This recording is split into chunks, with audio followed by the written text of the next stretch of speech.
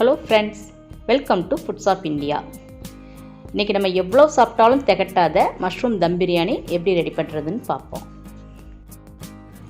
இந்த பிரியாணிக்கு ஜீரக சம்பா இல்லைனா பாஸ்மதி ரைஸ் எது வேணாலும் எடுத்துக்கலாம். இந்த மஷ்ரூம் பிரியாணி ரெடி பண்ண இன்றைக்கி 2 கப் பாஸ்மதி ரைஸ் எடுத்திருக்கேன். இது 400 கிராமுக்கு சமம். அதே மாதிரி மஷ்ரூமும் 400 கிராம் எடுத்திருக்கேன். இது 2 பேக்கெட். நல்ல வெதுவெதுப்பான தண்ணியில் இந்த மஷ்ரூமை 4-5 தடவை நல்லா கழுவி எடுத்துக்கலாம். சின்ன சைஸாக இருந்ததுன்னா இந்த மாதிரி 2ஆக கட் பண்ணிக்கலாம். அதே மஷ்ரூம் பெரிய சைஸாக இருந்துச்சுன்னா நம்ம 4ஆக கூட கட் பண்ணி எடுத்துக்கலாம். பாஸ்மதி ரைஸை ஒரு தடவை தண்ணியில் நல்லா களைஞ்சி எடுத்துக்கலாம். இப்போ அரிசி முழுக்கிற அளவுக்கு தண்ணி ஊற்றி இது கூடவே 1 டீஸ்பூன் எண்ணெய் ஊற்றிப்போம். இந்த மாதிரி எண்ணெய் ஊற்றினோம்னா அரிசி வேக விடும்போது ஒன்றோட ஒன்று ஒட்டாமல் இருக்கும். இந்த பிரியாணியோட டேஸ்ட்டை கூட்டுறதுக்கு இது கூடவே இந்த மாதிரி ரம்பையில் ஒன்று போட்டுக்கலாம். இதுக்கு பேந்தன் லீஃப்னு சொல்லுவாங்க. இது கிடச்சதுன்னா நீங்கள் போட்டுக்கலாம், இல்லைன்னா அதை ஸ்கிப் பண்ணிடலாம். இந்த இலையை இந்த மாதிரி நீளமாக நறுக்கி இந்த அரிசியோடு சேர்த்து நம்ம ஊற வச்சுப்போம். இப்போ பிரியாணி நம்ம ரெடி பண்ணிடலாம். இந்த மாதிரி ஒரு அடிகனமான அகலமான பாத்திரத்தில் 3 டேபிள் ஸ்பூன் அளவுக்கு ரீஃபைண்ட் ஆயிலும் 1 டேபிள் ஸ்பூன் நெய்யும் எடுத்துப்போம். எண்ணெய் நல்லா சூடான உடனே பிரியாணிக்கு தேவையான வாசனை சாமான்கள் போட்டுக்கலாம். 2 பிரியாணி இலை, 3 துண்டு பட்டை, 2 ஜாதிப்பத்திரி, 2 அன்னாசிப்பூ, 1/2 டீஸ்பூன் கல்பாசி, 2 மராத்தி மொக்கு, 2 ஏலக்காய் தட்டி வச்சது, 4 கிராம்பு, அவ்வளோதான். இப்போ இது எல்லாம் போட்டு இதை நல்லா கிளறி விடுவோம். இப்போ இதெல்லாம் நல்லா பொரிஞ்சு வரட்டும். இப்போ இது கூடவே இந்த மாதிரி நீல வாக்கில் நறுக்குனா 2 பெரிய வெங்காயத்தை போட்டு இது கூடவே வெங்காயம் வதங்குறதுக்கு தேவையான அளவு உப்பு போட்டு வெங்காயம் நல்ல கலர் மாறுற வரைக்கும் நம்ம வதக்கி எடுத்துப்போம். அடுப்பு வந்து மீடியம் ஃப்ளேமில் இருக்கட்டும். வெங்காயம் நல்ல கலர் மாறுற வரைக்கும் வதக்கியாச்சு.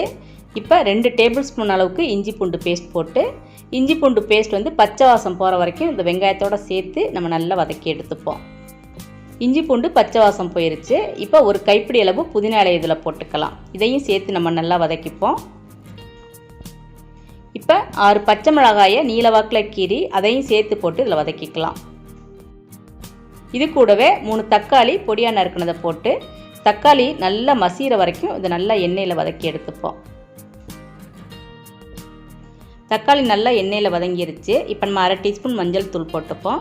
காரத்துக்கு நான் 2 டீஸ்பூன் மிளகாத்தூள் போட்டிருக்கேன். நீங்கள் உங்களோட கார தேவைக்கு ஏற்ப மிளகாத்தூளை கூட்டி குறைச்சிக்கலாம். இந்த டைம் 1/2 கப் கெட்டித்தயிர் இதில் போட்டுக்கலாம்.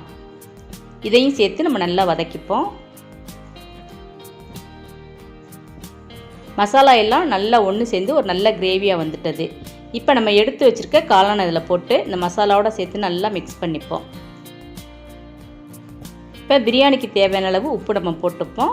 பிரியாணிக்கு உப்பு கொஞ்சம் தூக்கலாக இருந்தால் தான் கரெக்டாக இருக்கும். இந்த மஷ்ரூம் மசாலா எல்லாம் நல்லா மிக்ஸ் ஆனதுக்கப்புறம் அடுப்பை நம்ம சிம்மில் வச்சுட்டு ஒரு மூடி போட்டு மூடி மஷ்ரூமை வேக விடுவோம். மஷ்ரூம் வேகிறதுக்கு ஒரு 7-8 நிமிஷம் வரைக்கும் ஆகும். அதுக்குள்ளேயும் நம்ம வந்து பாஸ்மதி ரைஸை வேக வச்சு எடுத்து வச்சுக்கலாம். இப்போ ஒரு பாத்திரத்தில் தண்ணியை நல்லா சூடு பண்ணிப்போம். தண்ணி நல்லா சூடானதுக்கப்புறம் நம்ம எடுத்து வச்சுருக்க பாஸ்மதி ரைஸை இதில் போட்டு நல்லா கொதிக்க விடுவோம். பாஸ்மதி ரைஸ் 3/4 பாகம் வேகிறதுக்கு குறைஞ்சது 8-10 நிமிஷம் வரைக்கும் ஆகும். இந்த 8 to 10 நிமிஷங்கிறது நம்ம பாஸ்மதி ரைஸ் வேக வைக்க எடுத்துருக்க தண்ணியோட அளவை பொறுத்து மாறுபடலாம். பாஸ்மதி ரைஸ் வேக விடும்போதே நம்ம அதுக்கு தேவையான உப்பை போட்டு வேக விட்டுறணும். இப்போ நல்லா 3/4 பாகம் வெந்துட்டது. இதோட நம்ம அடுப்பை ஆஃப் பண்ணிவிட்டு இதை இன்னொரு பாத்திரத்தில் மாற்றி எடுத்து வச்சிடலாம். அந்த தண்ணியை வந்து நம்ம வடிகட்டி எடுத்துடணும். அரிசி வேக வச்ச அதே டைமில் இப்போ காளான் வெந்துருச்சான்னு செக் பண்ணி பார்க்கலாம். காளான் நல்ல 3/4 பாகம் வெந்து ரெடியாக இருக்குது. இப்போ நம்ம எடுத்து வச்சுருக்க பாஸ்மதி ரைஸை இதில் போட்டு நல்லா மிக்ஸ் பண்ணிக்கணும்.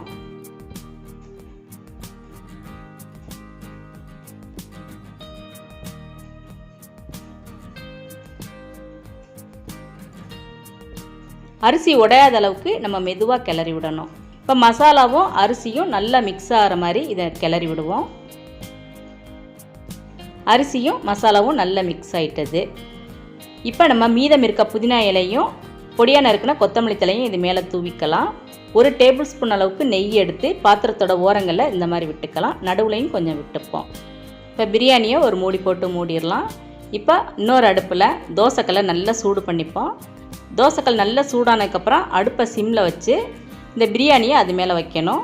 இந்த மூடிக்கு மேலே கொஞ்சம் சுடு தண்ணியை ஒரு பாத்திரத்தில் வச்சு அதை வெயிட்டுக்காக நம்ம வச்சிடணும். அப்போ மேலேயும் நம்மளுக்கு கொஞ்சம் சூடாக இருக்க மாதிரி இருக்கும். 20 நிமிஷம் வரைக்கும் தம்மில் வச்சுருப்போம். 20 நிமிஷத்துக்கு அப்புறம் மூடியை திறந்து பார்க்கலாம். மூடியை திறக்கும்போது வீடே மணக்க ஆரம்பிச்சிட்டது. நம்ம இந்த பிரியாணியில் போட்டிருக்க ரம்பை இலை, பாஸ்மதி ரைஸ், அப்புறம் மசாலாக்கள் இது எல்லாம் சேர்ந்து வாசம் அப்படியே கமகமன்னு இருக்குது. உடனே சாப்பிடணும் போல் இருக்குல்ல. டேஸ்ட்டும் சூப்பராக இருக்கும். நீங்களும் இந்த மஷ்ரூம் தம் பிரியாணி வீட்டில் ட்ரை பண்ணி பாருங்கள். இந்த வீடியோ உங்களுக்கு பிடிச்சிருந்ததுன்னா லைக் பண்ணுங்கள், ஷேர் பண்ணுங்கள். இது வரைக்கும் இந்த சேனலை சப்ஸ்கிரைப் பண்ணலைன்னா சப்ஸ்கிரைப் பண்ணுங்கள். தேங்க்ஸ் ஃபார் வாட்சிங்.